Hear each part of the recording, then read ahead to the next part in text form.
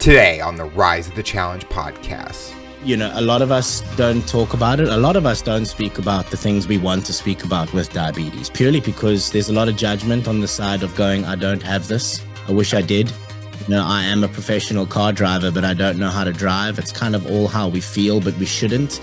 You know, we think we've got diabetes and it's our body. Now we must handle it on our own. And, you know, that on its own leads us to burnout, because that is quite literally saying, right, now you need to be able to strip the engine of this car, put it back together, you're racing on Saturday, go. Welcome to the Rise of the Challenge podcast. Joined today, he's a type 1 diabetic, the creator of the Diabetic Athletic, and a fitness coach. It's Nicholas Caracandas. How are you doing today, Nicholas? I'm good, thanks, brother. I'm good, thank you very much. If I knew what button it was on the podcast, I would have put the applause, but that wouldn't have been good. I'm good, thanks, buddy. I'm good, thanks, Alex. How are you? Doing good. We are so excited to have you on the show to talk about your rise to the challenge. What we'd like to do with all of our guests is go right to the beginning. Talk about where you're from and what you like doing growing up. Wow, okay. Right to the beginning. Well, I'm from Cape Town. I'm from Cape Town, South Africa. I was born here and, just never left. Yeah, I was born in a suburb called Deep River. It's in the southern suburbs. And, I've been living with type 1 diabetes since I was 7 years old. I'm now 36 years old. So we're going on the 30-year mark. And growing up is a loaded question. It was a trip. I grew up, diabetes aside, I grew up in a loving home, but it had a lot of challenges. You know, my parents had their trials and tribulations, and I don't know if we're going to get into that, but really it was a rough start to life. And then, kind of diabetes happened. And the two of those things together really molded my path as to where I am right now. You know, birthed into a life of trauma and then losing my health before I even really was old enough to know what health was. That kind of led me to a stage in my life where I now help people get out of their heads and into their lives, to take them from whatever life they might be living right now, to opening their eyes and helping them see the pathway and what is actually possible for us to try and, live the most highest performing lifestyle possible. And that really goes into the body, the mindset, and our relationship with ourselves. So going back to the very beginning, growing up was great. You know, it wasn't all it wasn't all terrible. But yeah, that was kind of growing up in a nutshell. I guess that's pretty much that's where it started, so to speak. You mentioned the traumas and diabetes. Did you ever feel that once you go from each stage that it didn't feel like it was going to get better? Like sometimes you get that initial, oh, you're diagnosed with diabetes, and you feel that it's going to go downhill because, oh, I'm not going to feel good. I'm not going to get a cure or anything like that. Was that something that you were going through where each stage, it was kind of getting a hit on you? Like you felt like, can it get better? Can my year get good? Yeah, that's I think that question, depending on when you ask it and for how long you've been living with your diabetes, that question always changes. My mother had type 1 diabetes. She was diagnosed just, kind of 3 years before I was. So I kind of got an insight into what diabetes looked like from the outside.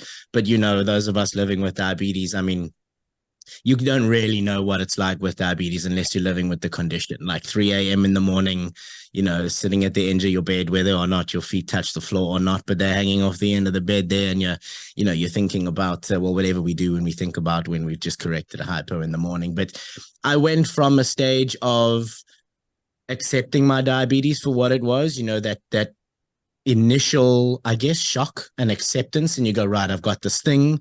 You accept it, but then very shortly after that, trying to be too good for too long, or just really just having it and getting tired of this new thing that's now part of your life. We all go through, a phase of burnout, and my burnout lasted a very long time. When I was diagnosed, I was on private care, but very shortly after, the endocrinologist I had, he went to the private sector, and I was on public, health for almost all my life until I started making money.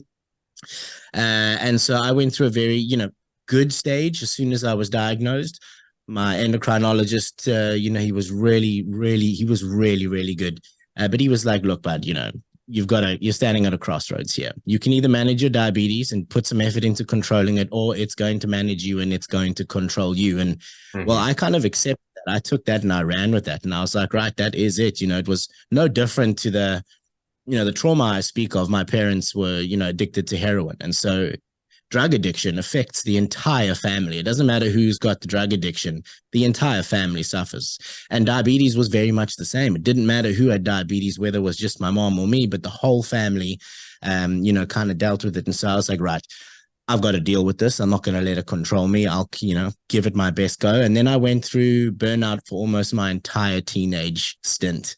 This was like an 8-year, 7-year stage of burnout where I just ignored my diabetes completely. I played sports in school and 26, I think, in milligrams per deciliter, about 400. I used to play sports like throughout there. I'd leave my insulin at home, around about 400 milligrams per deciliter. Like I would completely ignore, my diabetes. And so everything's fine when you're ignoring it, right? But then it wasn't. And then I started to feel the effects of one, burnout, two, ignoring something that doesn't just go away.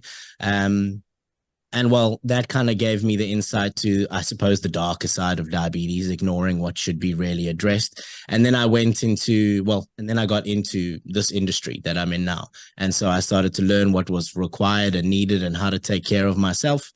I started documenting that journey, my introduction of becoming a new personal trainer into, you know, going further into my studies. And then as a locally sponsored athlete, Diabetic Athletic was really the documentation of that journey. And that's when I kind of went from accepting it, thinking I was okay, realizing it was a whole lot harder than I ever thought it would be, to going to a complete stage of burnout, to going, right, I need to get this. I don't have this, but I need to get this. And well, then that's where that started. And then I was around about 18 when I started as a personal trainer. Um, and well, yeah, that's been the journey. I think it's so appreciative that you're open about the burnout because if you ask any diabetic, most likely they're probably going to say that they never had that moment. Or you see the creators online that will not talk about that kind of stage in their life. And I always say my burnout was, especially for us where we had it at young ages, my mom's going to yell at me because I always get this year wrong. I think I was 10 or 11 when I got it, or 11 or 12. So I'm going into that middle school to high school up to college kind of time where I have it. And you were younger, but we're still kind of in that same stage. I was rebellious. Like I was trying to see how far could I take my body, like chocolate milkshakes. Probably not the smartest idea to eat as a diabetic because you can't adjust for insulin, but I was always challenging and it took a toll on me. And until recently, where I kind of was like, okay, I need to focus. That's kind of where I look back at my time during that stage and I'm like, why did I do that? Why did I force myself to go down that path and struggle for all those years? So it's very honorable that you were able to share that with your burnout from someone that you are working with now. It's kind of fast forwarding. What would you tell someone if they're going through that? How would you help them to kind of not go down that path because of the long-term effects that it could play? That is a very good question. I mean, on the note of burnout, a lot of us don't talk about it. A lot of us don't speak about the things we want to speak about with diabetes, purely because there's a lot of judgment on the side of going, I don't have this. I wish I did. I am a professional car driver, but I don't know how to drive. It's kind of all how we feel, but we shouldn't. We think we've got diabetes and it's our body. Now we must handle it on our own. And, that on its own leads us to burnout, because that is quite literally saying, right, now you need to be able to strip the engine of this car, put it back together. You're racing on Saturday, go. You just got given a car and all of a sudden it's a lot to take on. And burnout, of all the complications that come with diabetes, and it's not just physical, it's mental and the emotional side. Burnout is the most common complication of diabetes. Yep. Excuse me. And so one, it's difficult to talk about. Two, it's the very first complication we all kind of, we get. And it's hard to navigate, especially because you can't read the label when you're inside the bottle. And we don't ever get told that. And then we don't realize it. We're in the bottle, things are happening, but we need someone to come and say, listen, it's not that it's not normal, but it's not normal to be able to read the bottle if you're inside, to be able to read the label if you're inside the bottle. And so someone like me would come along and say, look, you are here right now. You won't, there's four stages. There's four stages that I like, I've kind of coined it as one of my frameworks, but there's four stages we all go through. From diabetic diagnosis to diabetic domination. And the first one is the unseen battle. It's where we grapple with the hidden struggles and the challenges, and we navigate the path in like stealth mode with diabetes. And then stage two is the tornado of trials. It's kind of like survival mode. We go from hiding with our condition, with the unseen battles, kind of keeping it from our colleagues and from our friends at school and our teachers, and checking our sugars like in the background and not giving insulin at the dinner table because we don't want to look like we're sick or whatever it is. And that's the first phase where we're kind of hiding from, well, our true, who we are, right? We're in that closet, so to speak, and we're just hiding. And then we go through the tornado of trials where we're figuring this diabetes out, but we're really just in survival mode over there. And then stage three is growing, where you start to actually accept your identity. You start to accept your diabetes. You start to see it as part of you, nothing extra. You don't try and fit your management into your day, but your day revolves around your management. You start flourishing, you start growing. And then there's stage four, which is domination, where you're actually starting to do so much more, not because you're diabetic, in spite of it. And so those four phases, when someone comes to me, is the first thing is to try and find out where my client is. Where are they in those four phases? Doesn't matter if you've been diagnosed 10 weeks ago or 10 years ago. Some of us never get out of those first two phases of either hiding and surviving, right? We're managing our diabetes till we're not, and we try and stay as comfortable as we can until we're no longer comfortable. My mother was worked at the same place for 17 years, and she passed away a year ago, but I went to go visit her, just before that, and I found out that she still didn't check her sugars in front of the same staff that she had been working around for 17 years. It is very common for us to not get out of those two phases. And so to answer your question, I just wanted to put some background onto that, is that when someone comes to me, it's to find out, where are they? Where are you with your diabetes? We all say that we need to educate people without diabetes and get rid of diabetic stigma, and how hard it can be with the diabetic stigma. But if you take us collectively now as people living with diabetes, a lot of us don't do anything to break the stigma.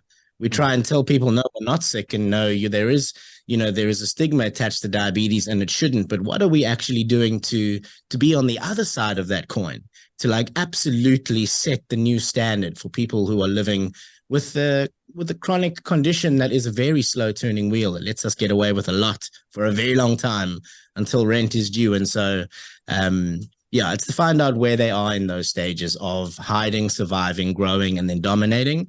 And then to kind of show them, right, this is where you are, this is where you can be. And then I guess the question after that is, do you want my help with it? Or just to highlight the path to show them that there are many other levels that they can get to. And it's where they are now is definitely not where, in the bottle, you kind of go, this is what that label says, the one you can't read. Now you know what it says, and go forth and conquer. When you were growing up, what was that dream job that you were wanting? Was it always what you're doing now? Or was it something completely different? But I wanted to be in the army. That is all I wanted to do growing up, is I wanted to join the army. I didn't know what army. I don't even know, we didn't really have a great army here. And well, we did actually. Well, I guess we had a good army back in the day, but it was never anything, like the States or any of the world powers. But I liked the idea of the army, and I'm not even too sure why, but that was kind of crushed because, well, you can't join the army. Maybe now, I don't think so, though. I don't see how it would work. But you can't join the army living with diabetes. Yep. And Yeah, and I'm pretty sure maybe there are people, but that was what I wanted to be growing up. Um, and then I guess I became a gym owner, personal trainer, kind of was as close as I could get to joining the army, I guess. Yeah, that was the dream job. As a gym owner, what was the hardest challenge you faced owning your own business? Oh my gosh, buddy, the business part of it. So I got into the industry. There's that expression or that saying, I'm going to butcher it now, but it's like, don't, if you're passionate about something, don't do it as a job Mhm. because, passion kind of, um, yeah, I got into, well, even before that, when we were doing our job shadowing, at like 16, you start going, okay, gosh, I'm going to be ending school now at 18. We call it matric here. What am I going to do? And I went to job shadow a biokineticist. I went to job shadow a nutritionist, and I went to job shadow a personal trainer. The biokineticist was great. It was a little bit more of an academic, approach, and perhaps a little bit closer onto the medical professional side of that thing. But it was the type of clients that they work with wasn't really the kind of activity and clients that I wanted to work with. It was very slow, rehabilitative and that kind of thing. And I thought, no. And the nutrition industry at that time was very female dominated at that point, and just I didn't know of. I mean, I was only 16, so I didn't have much to go off. But I just felt it was very female orientated. Um, Perhaps it was just the area or where I was from, and then the personal trainer had the most appeal to me purely because I loved sports performance and training for performance, training to not just look better. I was more, the first gym I opened was called 180, and the slogan was, we don't use machines, we create them. It was really to, make you a master outside of the gym and a slave kind of inside, but it was very performance based. And so I went into personal training. That led me to starting up my first gym. I bought into a gym when I was after I'd worked as a trainer for about 3 years, but I bought into a lot of debt. I didn't read, I just went on face value. I'd worked for this guy for 3 years. He said, look, why don't you buy in 150,000 Rand, which I think is like $15,000 at the time. And I did that and I was like 20% gym owner. Yes, title. You're not really geared up to business. You're chasing titles I was 22 years old. I was like, right, I'm no longer a personal trainer. I'm a gym owner. And I thought, geez, I made it. And then I realized that there were 3.5 million Rands worth of debt on the book. So I had bought into a lot of debt, more debt than I even knew how I was going to repay. And well, the lady I was seeing at the time, who is now my wife and mother of my child, she was and still is an attorney, and she kind of came in and said, right, blah blah blah, X Y Z, and then all of a sudden, I had a clientele base, I had an asset list, I had a gym, I had all the equipment and no liabilities. They had to take the liabilities themselves because it was, well, I guess I was better represented, but it wasn't right what they did. I mean, it was pretty. We've got an expression here in South Africa, scallum. It was just like criminal. It wasn't nice what they did there. And so to answer your question and to go back to that, all of a sudden there I was, like a diabetic diagnosis. There you go, diabetes, handle it as best you can. All of a sudden I had a packed gym, a business to run, and all I was at that stage was a new personal trainer. I had no idea about business, how to run business, how to work with people, how to network. I was kind of socially unfinished. I was a great trainer, but when it came to networking, I knew nothing, and I was actually not good at it. And so, the hardest part about becoming a trainer and owning gyms was the business side of things. To make money, with all the overheads, it's like restaurants. The overheads are huge. You've really got to know what you're doing. It's not just about, can you train yourself? Have you, helped yourself? It's right. It's like, now, okay, so now there's so many more important things on that list. And so those were the most important school fees initially, was the business side of this. I think a lot of personal trainers kind of, if they're wanting to go in that route, should get that business side knowledge because you never know. Because when you're going into working at a gym, You're just an employee up there as a personal trainer, where you're kind of not really realizing, okay, what does it take to have you as an employee? How much money do you have to make a profit for the business? Having that business knowledge would have been beneficial for a lot of them because you kind of know how do you have to run, and then it could lead to where you were at that time owning that gym. 20% is still quite a chunk of that company, but I always say if you have the opportunity to learn from other aspects, take that opportunity because you never know when that advice, that information will be utilized. As a gym owner, when you're personal training, what did you like about it? Did you like being around the people that were part of the gym, or did you kind of like only wanted to focus on what you needed to do and that's it? Did you play more of the actually be a part of the business or the kind of silent, I'm doing myself? That's a really good question. That's a really good question. I liked to be in the gym because I kind of feel that the gym, the gym saved my life. The gym was a place that I went to. It kind of kept me out of a lot of trouble, which was good. It helped me focus on my health. It helped my diabetes. I've always had relatively high levels of muscle mass, and that's purely just because of what I do on a daily basis. That helped my diabetes immensely. I was able to process more carbohydrates than most diabetics I was speaking to at that stage. I was still in the learning phase of I actually the internet wasn't even really around at that age, at that stage. Like Facebook had kind of just started then, and so it wasn't really common to speak to many other people living with diabetes. And so I found that because I was so active and because strength training and performance and developing your character through, physical training programs and so on, everything kind of just worked really well for me. And I wanted to share that with as many people as I possibly could. I enjoyed the gym floor. I enjoyed working with people, but I enjoyed the training part and working with people the most. Mhm. So much so that it took me a very long time to even try and get into the business part of it because that wasn't really fun for me. But the thing is, if you're going to go into the business side of things and if you're going to try and make money from your passion, there are going to be certain things that you need to get really good at that you're not going to be good at, that you're going to have to learn to either outsource or get really good at. But it was the connecting with people and really just trying to get them from a place of pain, struggle, and fear towards that place of safety, security, and certainty. That was really what it was, because that's what I got from it. And that was what I wanted to, and still do want to give as many people as possible. And yeah, I mean, I had my gyms for 10 years. I closed them down in 2017 for two reasons. One, there's only so much time in the day, and I didn't want to be not stuck at, but at one location that I could never leave. And I got some trainers out from the States. We had a really good competition team here. I had two CrossFit affiliates here. I was one of the first CrossFit level 2 trainers in the country. And so, I was a locally sponsored athlete. And so, I competed and it was fantastic.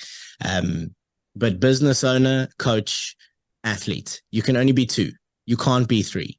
And, out of the three, I was kind of like athlete coach. So business owner was on the other one. And I realized, the way Cape Town properties go, there's no money in owning physical facilities. And that's when I went online. That's pretty much when I went online, was in June 2017, because there was a huge part of what I was missing. I was training people that weren't living with any kind of condition. I only started focusing on people with diabetes or autoimmune conditions in 2017 when I closed my gyms. And I realized what had been missing for so long is that the why of the people I had in my gyms was never as strong as the people I had online. I started a blog called diabeticathletic.wordpress.blog. It was how I documented my journey into my life of either living with the body and mind of a diabetic or trying to live with the body and mind of someone who's more athletic. And so I realized when I started speaking to those of us with diabetes online, their why was so much stronger. It's because we're we know what it's like to lose our health, to have a piece of our health. Well, really, let's not cut the crap. I mean, diabetes, you've lost a large portion of your health. So you either work a little harder than the average person and then everything's great, or you don't and then everything's not. And it was that why that made me realize who I wanted to work with, and who could actually, get me out of bed going, shit, I'm at work today and I enjoy it. And so that was the biggest thing for me, is that I wasn't bad at business. I was just not in the right, wasn't with the right, well, business, I guess. Yeah. The why is a lot stronger. And that's, yeah, I guess that's pretty much the long-winded answer there. You've had experience with working out and fitness in your life. If you only could have to do one type of fitness routine, what would that be? You could only do one. What do you Oh, I think would like be the those. beneficial for you? Right. I don't know if this is the answer you expect. It's a difficult question to answer straight up. Initially, I just want to say strength training, because strength training is highly beneficial. The reason we train is to keep our skeleton structurally sound, to stay strong, right? When we get old and fragile, it's because the muscles get a lot weaker, and the instability sets in, and we're not, well, our frame isn't really as strong. And so it's a dangerous place to be if your strength to body weight ratio is off. So I would say strength training, especially because it's, yeah, the afterburn of calories is so much higher compared to really anything else. And being strong is really important. I mean, if you're not strong, you're weak. And so it's really that plain, cut and simple. Weak people can't handle loads that strong people can, mentally, emotionally, and physically. We're not just talking about physical strength here. There's a lot of character development in strength training programs. And so my initial answer wants to be strength, but there's two oars to this boat. And this really gets lost, is that the boat, we can't just row with one oar, because we're just going to go around in circles. And so whatever discipline you do choose, it would be an element that takes care of my cardiovascular wellness and health, because that's my heart health, right? And then your strength. And so a strength training program that is not 100% biased to just weights, but that keeps you, rowing with both oars, your cardiovascular fitness plus your strength and structure and stability and just your ability. That would be pretty much it. That would be my training approach. Now, going off of strength training, do you ever feel that you've overpushed yourself when it comes to strength training, which could cause injuries and kind of could take an effect from your professional, what you do as a career, and it affects you in your personal life? Absolutely.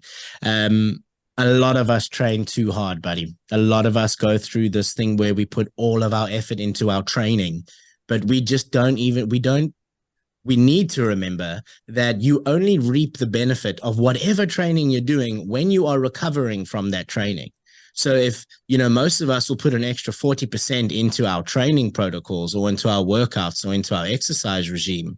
But the ideal situation there would be to put 20% into your training and the other 20% into your recovery, because that's what it changes, because then, your workouts start to become bills instead of investments. They become costs.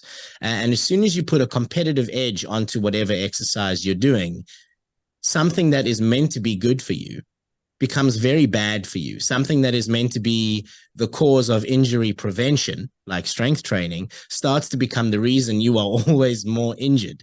And so when I started to really get into the competitive side of fitness, it started to become extremely unhealthy.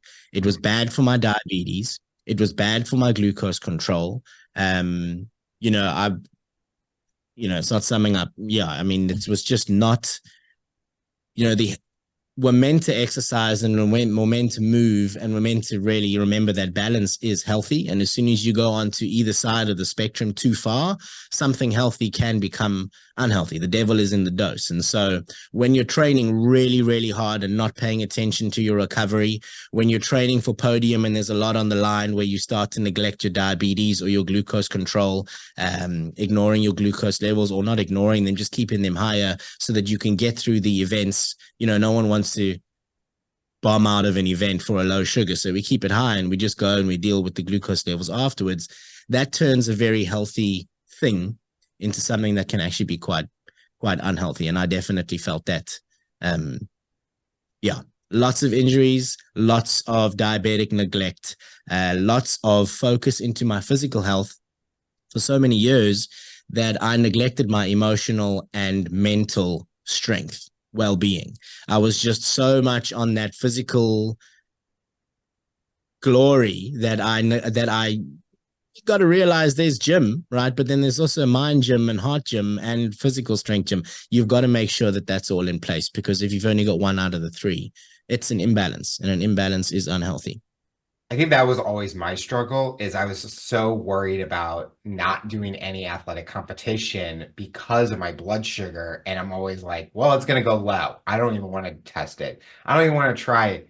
But then this last year, I kind of got out of that mindset, did my first Tough Mudder, and my blood sugar was so good because I knew how my body was going to react. And at any checkpoint, the person I was running with, I was like, hey, we're gonna check this just to make sure we get the full outing, like really perform at the highest level and not have to worry about me being in an ice bath and I'm having low blood sugar and someone's got to carry me out because I can't get through the competition or or in any of those obstacles. So it's given me more confidence where I think with us diabetics, we kind of have to say we can do anything.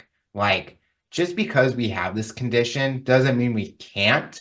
We might have to work a little harder, might have to strategize a little better, but we should never say we can't do something just because of diabetes. Absolutely, 100%. And even if you take the diabetes away from what you've just said, um, the whole point of being intentional about putting challenges out there for yourself is to test yourself, test your grit. How are you mentally, emotionally, and physically? It might be just a physical challenge, but a physical challenge becomes a real test of your character. Are you a person who will give up on something once you get tested, or you get into that area of, I don't know if I can do this. I don't know if I'm going to get through something as simple as a workout. That Yep. is where you find who you actually are. And diabetes is another one of those things. It is the challenge that will test you to find out, who are you when things get really difficult? Are you the person that says, oh, I'm just going to stay away from carbohydrates and events that stress me out in my diabetes? Because that's like staying away from a workout because you're going to run out of breath, or it might be too heavy and you might not be able to lift it up, or whatever it may be. These are things that, regardless of us being living with diabetes or not, we have got to have tests that test us, so that we can see, who are we, and is that person the version of ourselves we want to actually be living with? And well, now that we've got the diabetes in the mix, that doesn't always mean that you're just going to be this person that is able to tackle challenges, because the same person that has or gets a diabetic diagnosis, if you've run from challenges, you've never intentionally put challenges in front of you, the chances of you running initially when a challenge like diabetes comes across are quite high. And so whether you're living with diabetes or not, but especially if you are living with something like diabetes, you have got to be on a physical training program that is testing your might so that you can actually train. That's why they call it training instead of workouts. Training your character, the person you actually are, to test yourself and go, I'm not a person who stays away from things just because they're difficult. I'm not a person who gives up just because something was hard, and you also learn that after putting in work comes result, which a lot of people don't ever really see. They go, oh, I'm not motivated. But if you actually intentionally put things out like a training program again, you realize that true motivation only ever comes after the results, right? Results are extremely motivating. And so, yeah, regardless of, having diabetes or not, we've got to intentionally put those challenges out there. Diabetes is a big challenge. That's like getting given a Ferrari going, okay, go learn to drive in traffic, or going, okay, no, rather let's put you in a car lot with no cars around you, and you can kind of learn there. You don't, diabetes is kind of going to learn to drive in traffic, but there's a lot of lessons that you can learn so that you don't have to ding the nice car, and that all comes from a training program. We've talked about your professional journey that you've been on. And now we're going to dive more deeper into the personal journey of who Nicholas is. From your performance today, what has been the one positive of how diabetes has helped you from a peak condition? And what's a challenge that you're going to be working on in the next coming months, next year, or future goals with diabetes and your peak performance? Wow, that's a good question there. My mind went racing to a million places as you said that. Why don't you just repeat that question again, though? So, what's your one positive that diabetes has done for your peak performance from strength and everything? And what's a challenge you're going to work on in the future that you're hoping to accomplish with diabetes and fitness? Yeah. Okay. So, what am I going to work on? That's a tough one. I mean, look, the easy answer is that I've gone through phases of not giving my diabetes attention, and I've gone through phases of giving my diabetes a lot of attention. Diabetes has really solidified the fact that the grass that we water is the only grass that grows, and grass is not greener on the other side. Grass is greener wherever you water it. And as much as I wish, and I don't sit here going, oh, I wish I didn't have diabetes, but let's be honest, if we could maybe just go, oh, we're not diabetic anymore, most of us would probably be like, cool, yeah, I'll go with that one. But we've got it and it's not going anywhere. So, the biggest part of, or the positive of having diabetes, if there is a positive, I guess, just the lessons is that, it's really taught me that everything is going to be okay as long as we put time and attention into trying to have everything to be okay. I'm kind of butchering the answer here. It's a very difficult question. It is a difficult question, but the negatives to be working on over my career, and not so much particular to diabetes alone, but over my career and over my life growing up and just doing what I've been doing, is that I put a lot of eggs into my physical basket my entire life. It was always about physical health, and I didn't really give any time and attention to my mental and my emotional health ever. I was, birthed into survival mode just from growing up. At school, I was in survival mode. After school, I was in survival mode. Even in my, starting my career with diabetes and trying to navigate it, I was in survival mode. Having my gyms was also in survival mode. And when lockdown happened, I kind of had a moment, a pivotal point where I realized how emotionally and mentally unfinished and unhealthy I actually was. And I realized that, if we have any chance of managing our diabetes, if we have any chance of getting the most out of the life and the time we get to spend on our one spin on this earth, we have got to make sure that we approach health as health, right? Mental health is health. Emotional health is health, and physical health is health. You can't miss out on, you can't be too strong on the one and too empty on the other.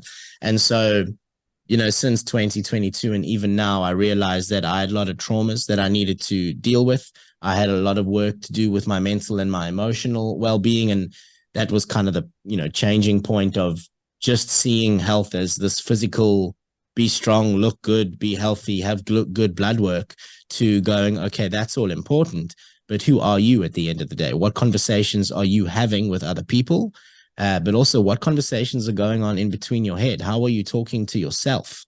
How do you see yourself? How do you see yourself as someone living, with an illness? What kind of level of confidence do you truly have? Not what level of confidence do you say you have when people ask, but, and that was, yeah, I don't think I've answered your question, too well. But one of the things I definitely still need to work on is just trying to make sure that I'm watering the grass where my feet are, being present in the moment, and well, just making sure that we always see and approach health as well a collective kind of term. It's not one thing. You answered it. I like to give challenging questions. I mean, that's the point. We got to rise to the challenge. To going off of the question I asked you, for me, the positive that came out of it was focus, was hitting the goals that I want to and be proud of the accomplishments that I've gone and taken. The challenge is to really push myself to the next level and really testing myself both in a physical, mental mindset and every aspect to really show that it's not going to stop me. So I Mm. want to continue that challenge. And I know the next year is going to be even better because I've really been focusing on what am I going to do to get there. So you answered it. It's one of those that it's not a straight answer that someone can answer, because what you mentioned is there's a lot more pieces in that goal. So you have that one goal, but there's so many pieces that come around it that you get to that goal. So you answered it perfectly, because even someone can take that same answer, even if they don't have diabetes. They still have to look at that in their own personal life. Even people who are triathletes or people that are business professionals, they have to look at all those different avenues in a way that's going to help them reach their goals or the positive that they have and really get even farther. Totally, totally. Looking at what people may not know about you, what does Nicholas like to do for fun? When you're not working, when you're not posting, when you're not creating content, when you're not coaching. I mean, I've seen your backyard, so I'm very jealous of that. And I've seen your cooking skills. What does Nicholas like to do for fun? I like to play. I like to play sports for fun. I mean, I like tennis a lot. I like being in the sun, but I don't like lying in the sun. And so tennis really, it's I played a lot of tennis growing up. I spent a lot of time on the court and then, well, in the gym. And so those two things are pretty much, part and parcel of what I do when I need a break. I've got gym memberships. I've got quite a big gym here at home. When I closed my gym down, I kind of kept everything that I, wanted to in excess, but here at home, and we kind of took the cars outside and turned the garages into a gym. And so I've got like 4 gym memberships as well. And so I go from gym to gym, different days, so just a different location. But really spending some time in the Iron Paradise, woodwork. We call it a braai here, but barbecue is the same thing. And well, really just spending time at home with my kid. I mean, and the missus. But yeah, that's what I like to do for fun. I like to cook. I'm not very good at cooking. I have to be honest. I'm super plain. What's my protein? What's my veg? What's my carb? There you go. Nice and simple. But yeah, woodwork is probably one of the passions that I have that most people don't know that I have. Um, yeah, but that's pretty much what I'm doing when I'm not working. Is I'm either on the courts, or being super useless watching Netflix. So the next year, we're gonna get you to be a 5-star chef so that you can go on those cooking shows on Netflix, and then you're gonna go train to be a professional tennis player. We got a bunch of goals. We got a bunch of goals for you for next year, Yeah. basically. It's funny you say that. I kind of I left music out of there. I really love piano. I play by ear, not very well, but I love the piano. I spend about 15 to 20 minutes on the piano per day. I'm not good at all. But yeah, I don't know why I left that one out, but that's pretty much I wish I could sing, man. I wish I could sing. I can hour. But that was just one thing I wish I had was a good voice. Music is such an incredible language. So yeah, barbecues or braais, woodwork, and music, I would say, are pretty much 3. When I'm not working, it's one of those 3 things. The final question I'll ask you for someone that's listening to this interview based on your journey and experience, what tips or advice would you give them to overcome obstacles, accomplish their goals, and rise to the challenge? Tips or advice? Now, that is also a very good question. I think the first thing is to realize or to remember, just keep in mind that it's okay not to be okay, right? A lot of us think that there's something wrong when we're not okay. And I think that needs to be spoken about a lot more. It's okay not to be okay. To remember that no matter who you are, you can do hard things, Mhm. right? We all think challenges and trials and tribulations and things that are difficult are things that we should not expect, or the things that we shouldn't be running towards, something, things that we should be running away from. But those are the things. It's the price of entry to success is failure. So, if I said to you that you're 20 no's away from getting the biggest yes of your life, would you not run and try and get the first 19 no's quick as possible if you knew that you were 20 of them, 20 no's away? And the same goes for challenge, right? It is unavoidable. It is part of life. And just because it's difficult doesn't mean you can't do it. And so my second thing would be to remember that you can do hard things. And then I guess the last one is that there is a difference between life with diabetes and living with diabetes, right? It's a condition, it's an illness, it's a diagnosis. It is something that everyone can get, but not everyone is living with diabetes. They're just spending a life with diabetes in it. And so really the third thing is just to really ask yourself, how do you want to spend your very limited time on this one spin of the earth? How do you want to spend it? Who is the person you want to be? Who do you want to be around? And go for that. Because a lot of us don't, and we settle for a lot less than we should. And some of us, because we think that what we have is all we're going to have, some of us need to, just hang around people and sit at tables where they're having different discussions. But also maybe, some of us just need to understand that there is a difference between life with diabetes and actually living with it. And, we're not our diagnosis. We've got earwax. We're not earwax. We've got diabetes. We are not diabetes. We can do whatever the hell we want to do. We just need to make sure that what we think and say we want to do, we really need to make sure that what we value aligns with that. And if your values are,